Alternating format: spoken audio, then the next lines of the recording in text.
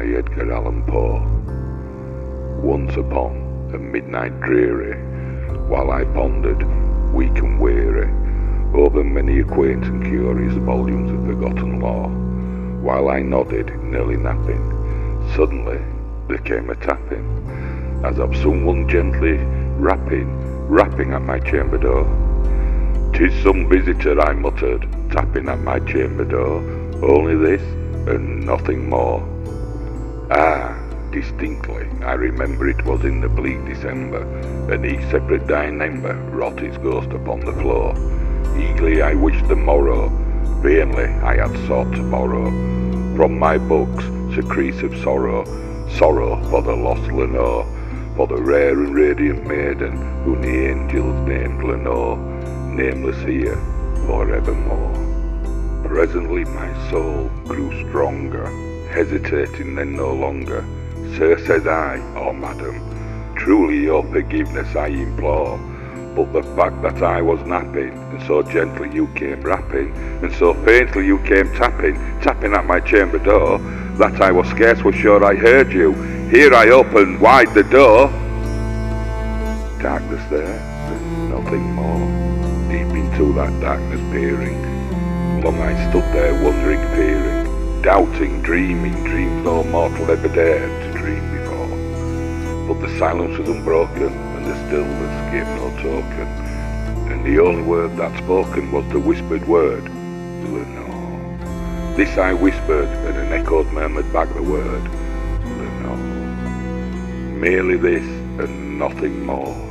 Back into the chamber turning, all my soul within me burning, soon again I heard a tapping, somewhat louder than before. "Surely," said I, "surely that is something at my window lattice. Let me see, then, what threat is, and this mystery explore. Let my heart be still a moment, and this mystery explore. 'Tis the wind and nothing more." Open here I flung the shutter, when, with many a flirt and flutter, in there stepped a stately raven of the saintly days of yore. Not the least obedience made he, not a minute stopped or stayed he, but with a mien of lord or lady, perched above my chamber door, perched upon a bust of Pallas, just above my chamber door, perched and sat, and nothing more. Then this ebony bird beguiling my sad fancy into smiling, by the grave and stern decorum of the countenance it wore. "Though thy crest be shorn and shaven now," I said, "art shorn nor craven, ghastly grim and ancient raven, wandering from the likely shore. Tell me what the lordly name is on the night's Plutonian shore." Quoth the raven, "Nevermore." Much I marvel this ungainly fowl to hear discourse so plainly, though its answers little meaning, little relevancy bore. For we cannot help agreeing that no living human being ever yet was blessed with seeing bird above his chamber door. Bird or beast upon the cultured bust above his chamber door, with such a name as Nevermore. But the raven, sitting lonely on the placid bust, spoke only that one word, as if his soul in that one word he did outpour. Nothing further than he uttered, not a feather then he fluttered, till I scarcely more than muttered, "Other friends have flown before. On the morrow he will leave me, as my hopes have flown before." Then the bird said, "Nevermore." Startled at the stillness broken by reply so aptly spoken, "Doubtless," said I, "what it utters is its only stock and store, caught from some unhappy master, whom unmercifully disaster followed fast and followed faster, till his songs one burden bore, till the dirges of his hope that melancholy burden bore, of nevermore." But the raven still beguiling my said fancy into smiling, straight I wheeled a cushioned seat in front of bird and bust and door.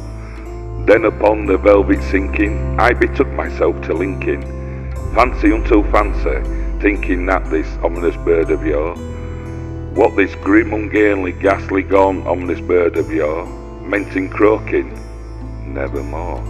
This I sat and gazed in guessing, but no syllable expressing, to the fowl whose fiery eyes now burned into my bosom's core. This and more I sat divining, with my head at ease reclining, on the cushioned velvet lining that the lamplight floated over. But whose velvet violet lining with the lamplight floating over shall she press? Ah, nevermore.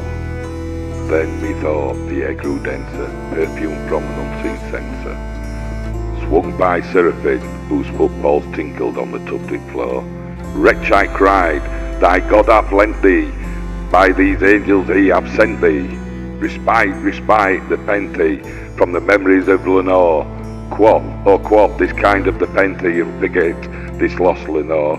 Quoth the raven, nevermore. Prophet, said I, thing of evil, prophet still, if bird or devil, whether tempter sent or whether tempest tossed thee here ashore. Desolate yet all undaunted, on this desert island enchanted, on this home by horror haunted, tell me truly I implore, is there balm in Gilead? Tell me, I implore. Quoth the raven, nevermore. Be that word our sign in parting, bird or fiend, I shrieked upstarting.